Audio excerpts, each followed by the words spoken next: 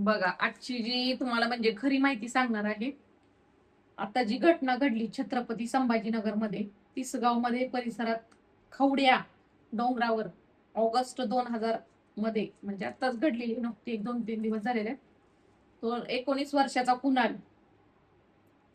ती घटना तुम्ही व्हिडिओ पाहिलेलेच आहे इंस्टाग्रामवर फिरताना. तर 19 वर्षाचा कुणाल डोंगरावरून पडलेला पाहिला तुम्ही. वडील, आई सर्वच म्हणजे मृत्युमुखी पडलेत. आता नेमकं याचं काय वाद होता, काय कारण होतं, हे तुम्हाला मी थोडक्यात सांगणार आहे.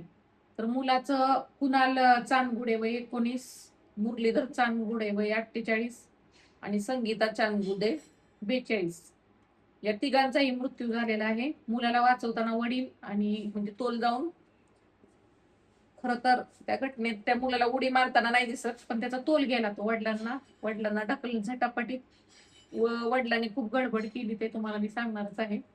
वडील पहिल्यांदा आणि मुलगा मृत्युमुखी पडले.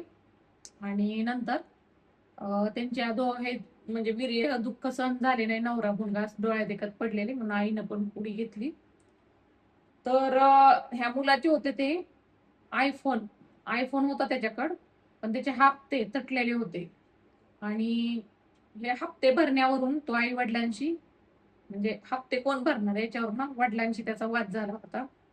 आणि या रागातून शुक्रवारी 21 ऑगस्टला सकाळी 10 वाजता तिसगाव येथील खवड्या खवड्या डोंगराच्या 400 ते 500 फूट खोल आहे हा डोंगर.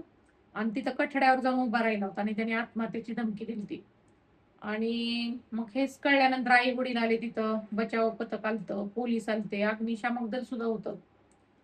आणि म्हणजे 3 तास त्याला समजावून सांगत होते पोलीस, अग्निशामक दल, सुरक्षा खाली जाळी पण धरून उभारलेले होते. पण कुणाला आहे ना सतत जागा बदलायचा तो मुलगा. हे पण एक अडथळा होत होता अग्निशामक दलाला. आणि आता चला, ही तुम्हाला मी प्राथमिक माहिती सांगितली थोडीशी, कारण एवढी नावं वगैरे पूर्ण आपल्याला माहित नसतात घटनांची, त्याच्यामुळे मी तुम्हाला थोडीशी पाहून नावं वगैरे सांगितली त्यांची.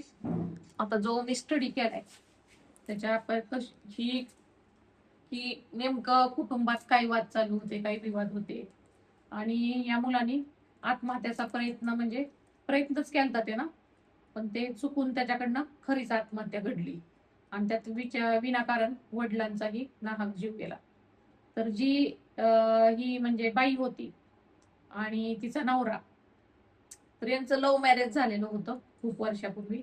आणि याचे सर्व म्हणजे हा जे माणूस आहे, जो मेलेला त्या मुलाचा जो बाप आहे, त्याचं कुटुंब खेड्यातलं आहे. आणि त्यांना तिथं म्हणजे शेती काम वगैरे करणारी मुलगी हवी होती.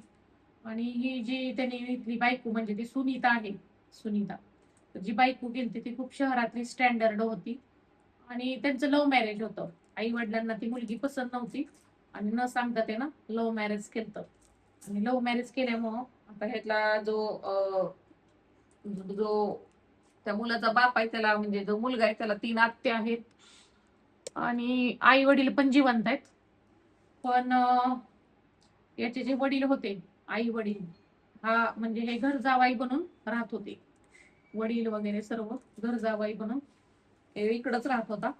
आणि लग्न झाल्यापासून तो सहसा म्हणजे पत्नी, मुलगा आणि त्यांच्यावरच राहत होता. म्हणजे तो आई वडिलांकडे वगैरे जात नव्हता आणि बहिणींसंग पण बोलत नव्हता.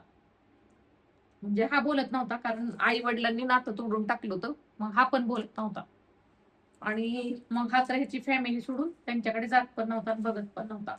त्याला जी थोडीफार ह्याची वाटणी दिलेली होती शेताची, तो त्याच्या गावी गेला तर तो शेताला वगैरे जायचा आणि शेत वगैरे बघून तिथूनच परत यायचे. पण कधीच तो आई वडिलांकडे राहिला नाही, बहिणींकडे गेला नाही. एक 18 वर्ष म्हणजे झालं त्याचं कधी म्हणजे बोलणं संबंध जास्त नव्हता. आणि हे एक होतं म्हणजे पूर्णपणे त्याने सगळं त्याचं आई वडील वगैरे त्यांनी संबंध तोडल्यामुळे ह्यांनी पण तोडले होते. तर आता बऱ्याच जणांचं म्हणणं आहे मोबाईलचं वगैरे, मोबाईलसाठी वगैरे झालंय. तर मोबाईलसाठी वगैरे नाही, त्यांच्यात कौटुंबिक वादविवाद होता. आणि नेमकं म्हणजे कारण काय होतं की ह्या महिलेशी कोण बोलत नव्हतं, नंदा वगैरे. आणि ह्या महिलेला अजून एक मुलगा होता ह्याच्यापेक्षा मोठा, आणि त्याचं आजारपणामध्ये निधन झालं.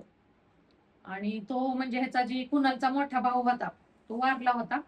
आणि तो वारला आजारी पडून. तर मग वारल्यानंतर ह्याच्या जे आता सगळ्यांनी आलं पाहिजे ना, बहिणी आत्या म्हणजे ह्यांच्या आत्या, आजी आजोबा, तर हे कोणीच आले नाहीत ते वारल्यानंतर भेटायला वगैरे. आणि ह्याचा राग ह्या सुनीताच्या डोक्यात होता की आपल्या एवढा मुलगा पोटचा वारला, ह्यांचा नातू वारला, तरी कुणी त्याला म्हणजे मातीला आलं नाही, त्याच्या हे करायला आलं नाही, याचा राग खूप तिच्या मनात होता. आणि अशातच काही घटना घडली की ह्याच्या जी बहीण होती, बहिणीचा मुलगा वारला.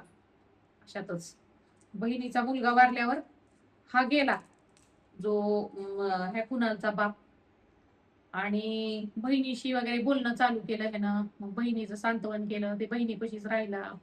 आणि ह्या गोष्टीचा राग आता ह्या माणसाच्या बायकोला आलता, कुणालच्या आईला, की स्वतःचा मुलगा मेल्यावर कोण आलं नाही, काही नाही, हा कसा म्हणजे जातो करतो. आणि याच्यामुळे त्यांच्यात खूप भांडणं चालू होते. आणि बहिणीच्या मुलाच्या लग्नाला पण हा गेलता, बहिणीशी बोलणं चालू झालं त्याचं. इतक्या वर्ष कधी बोलत नव्हते, बहिणीने लग्नाला बोलवलं, बहीण स्वतःहून बोलली. मग ह्यांच्यात बोलणं वगैरे चालू झालं. आई वडिलांकडे पण हा चालला होता. आणि आई वडिलांकडे का जातो म्हणून बायको भांडत होती. आणि त्यांच्यात भांडणं होत होती. आणि याला म्हणजे घरातून बाहेर काढलं होतं बायकोनी, की घरातून बाहेर काढलं होतं. आणि म्हणजे असा कौटुंबिक वाद चालू होता त्यांच्यात. पत्नी म्हणायची एक तर तू आमच्यावर राहा, नाहीतर एक आई वडिलांकडे जाऊन राहा. पण तो बहिणीशी बोलत होता, आई वडिलांशी बोलत होता. आणि का बोलतो म्हणून वाद चालू होता. आणि याचा परिणाम त्या मुलावर होत होता, कारण हा मुलगा सर्व भांडणं आई वडिलांची ऐकत होता. आणि ह्या गोष्टीमधनं तो खूप तणावाखाली गेलता तो मुलगा, आणि तणावाखाली गेलता. आणि आता नेमकं अजून कारण काय म्हणजे पूर्ण शोधत आहेत. नेमकं आई वडिलांची भांडणं, पण ह्या मुलाने का असा निर्णय घेतला डोंगरावर जाऊन, तो भीती दाखवत होता फक्त. पण आई वडील एकत्र येण्यासाठी भीती दाखवत होता, का दुसरं काही कारण होतं त्याचं अजून, का त्याला काय कशाचं डिप्रेशन होतं, ते अजून नेमकं कळलेलं नाही. पण वादविवाद त्यांच्यात अशा प्रकारे होता की तो आई वडिलांशी त्याचा बाप बोलायला लागला होता, इतक्या दिवस बोलत नव्हता, तिकडे चालला. आणि बहिणींचे हिस्से तर काय, बहिणींना सगळ्यांना म्हणजे हिस्से प्रत्येकाला आता मुलगा मुलगी हे आहे ना, समान हक्क. त्याच्यामुळे काय बहिणीला सगळ्यांना हिस्से समान भेटलेच असतील यांच्यामध्ये. त्याचा तर काही वादविवाद नव्हता. पण ह्याच्या पत्नीची त्याचा वाद चालू होता, नवऱ्याचा आणि त्या बाईचा, की तू आई वडिलांकडे का जातो, आईशी काही बोलतो. शेवटी बघा, रक्ताचं नातं असं तुटत नसतं. आई वडील बहीण किती जरी केलं तरी असं तुटणं शक्य नाही. या म्हणजे महिलेनं पण जरा समजून घ्यायला पाहिजे होतं. काय बोललं केलं म्हणून काय होत होतं. शेवटी नवरा आहे, मुलगा एवढा मोठा झालाय, काढलाय म्हणल्यावर तो बोलून परत आलाच असता ना. बोललं थोडासा राग असतो, पण समजून घ्यायचं असतं. परत असं मुलांवर परिणाम होतो भांडणाचा, भांडणं करून करून. त्या मुलाचा आता बघा फ्युचर चालू होणार होतं, उगाच तो आई वडिलांच्या भांडणात पडला आणि हे करून घेतलं. खरं तर त्या मुलगा आत्महत्या करतच नव्हता. त्याला पोलीस त्याची आई समजावून सांगत होती, पण त्या वडिलांनी मध्येच ते घुसलं. वडील गरज नव्हती त्यांना, अचानक ते आल्यामुळे त्या मुलाला काही कळलं नाही. तो ढकलून देण्याचा प्रयत्न करत होता, पण त्याचा पण तोल गेला, कारण तो खूपच कडेला उभारला होता ना. ते पडणार नव्हता, पण ती अशी दुर्दैवी घटना घडली वडील अचानक गेल्यामुळे. तर वडिलांनी एवढी गडबड करायची गरज नव्हती, कारण ऑलरेडी तो 3 तास तिथं थांबलेला होता. त्याची आई समजूत काढत होती, आणि आईने जरा प्रयत्न केला असता तर नक्कीच तो मुलगा वाचला असता. वडील उगाच विनाकारण घुसले, आणि त्या तोल जाऊन तो दुर्दैवी मृत्यू झाला. की त्या मुलाने उडी मारली नव्हती, वडील धरायला गेले त्याला, आणि तो ढकलायला गेला, आणि ते वडिलांचा बोजा त्याच्या अंगावर पडला. आणि मग ते तो पडताना वडिलाचा त्यानं हात धरला ना, ते मागच्या मागे त्याचं वज्ज जास्त असल्यामुळे तो पडला. तरी एवढी म्हणजे रिस्क घ्यायची गरज नव्हती वडिलांची पण. दोरी वगैरे आता अग्निशामक दल होतं, वडिलांना आईला दोरी बांधली असती, आणि आईला जरा गोड बोलून मुलाकडे पाठवलं असतं, तर त्यानं आईचा जीव वाचवला, म्हणजे असं केलं नसतं. तर अशा घटना होतात बाबा. पण कौटुंबिक वादामध्ये मुलांना नाही घेतलं पाहिजे, नवरा बायकोच्या म्हणजे फॅमिलीच्या भांडणात. त्यांना असं त्यांच्या कानात ऐकत असं सारखं बडबड सांगत बसलं तर अशी घटना होत्यात. आता काय फॅमिली असती, बोललं केलं म्हणून काय होत नसतं. थोडंफार त्यांनी आलं नाही आपण बोलून दाखवायचं ना, तुम्ही का माझ्या मुलाला, आपण राग व्यक्त करायचा.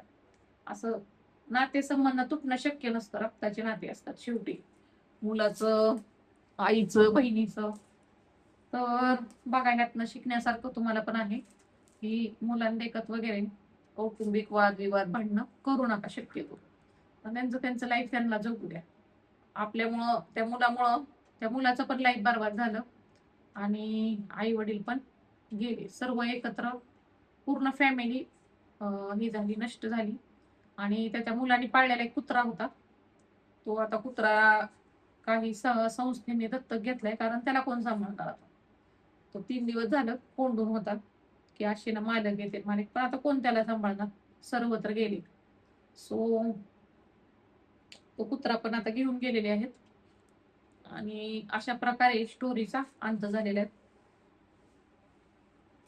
तुमच्या कमेंट्स व्यक्त करा. ओके.